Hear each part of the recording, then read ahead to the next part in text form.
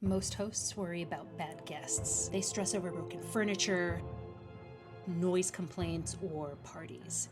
But the real threat? It's not your guests. It's your neighbors. One of my guests found this note on their car. "Move your Nazi mobile." Another guest got screamed at in the street for legally parking. And one neighbor, she named her Wi-Fi our address _ killed my dog. But that wasn't enough. She went even further. She posed as a guest on Airbnb just to harass me.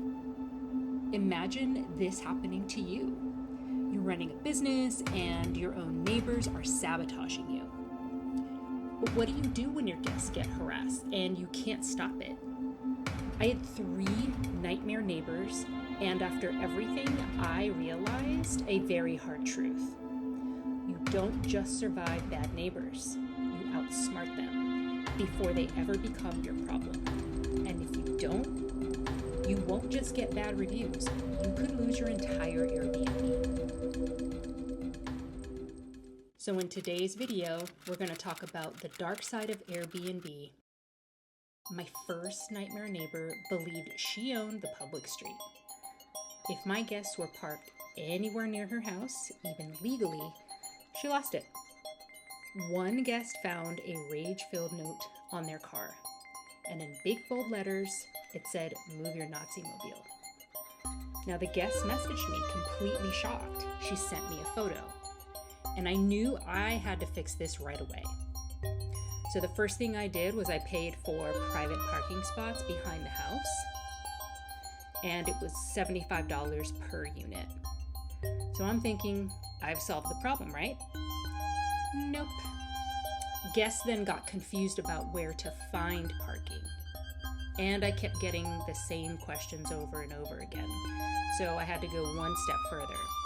I created a custom Google Maps graphic in Canva with arrows showing where they would turn, where the parking spots were, and how they would walk to the front door of the house.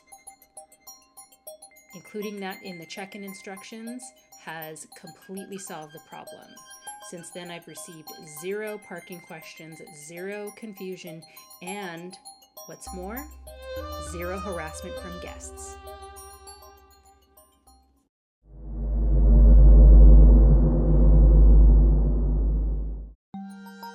My second nightmare neighbor took things to a whole new level.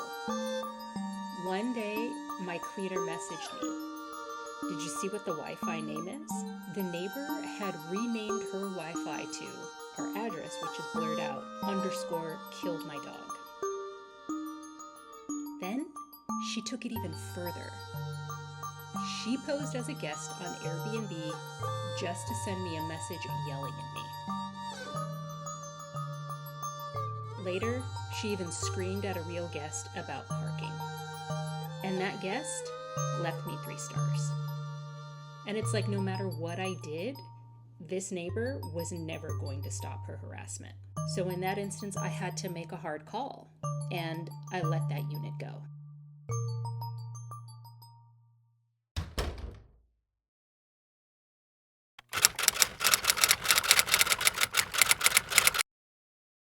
My next nightmare was just messy. This time the problem wasn't just the neighbor. It was his ex-girlfriend. Now, she used to live in one of my units as a tenant, but she and her boyfriend, my neighbor, would get drunk and fight in public right in front of the house. They were a nuisance. So we ended her lease. Months later, the neighbor comes back. She booked one of my units, not the one that she used to live in. And she ended up staying. She left a 5-star review, and I gave her 5 stars too.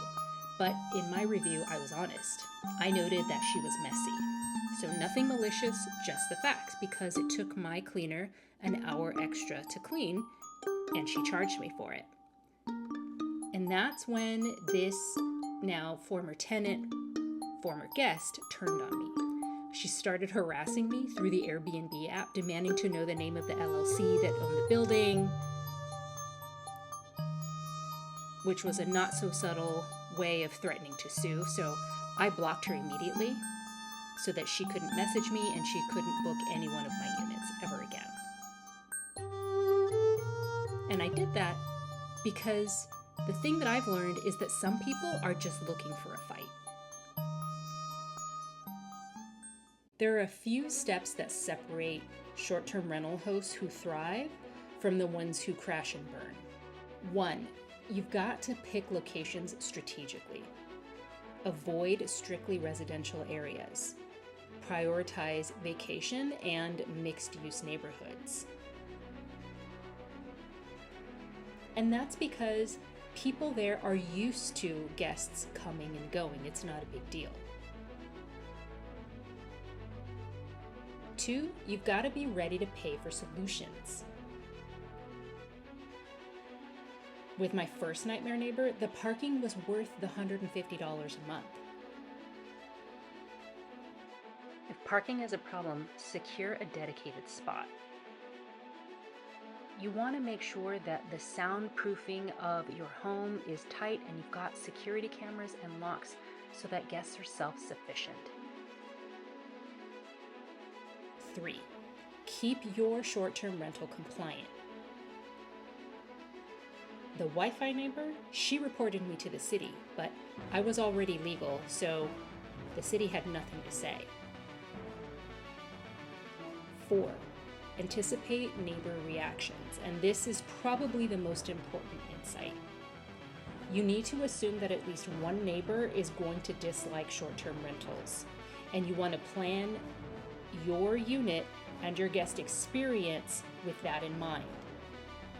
Assume that guest-neighbor interactions will happen, so you need to use smart systems to eliminate reasons for conflict.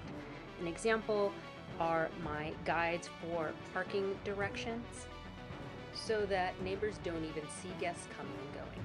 5, if you have bad neighbors, you need to act incredibly quickly. And in some instances, you may need to just let that listing go if at all possible, because it may not be worth the fight.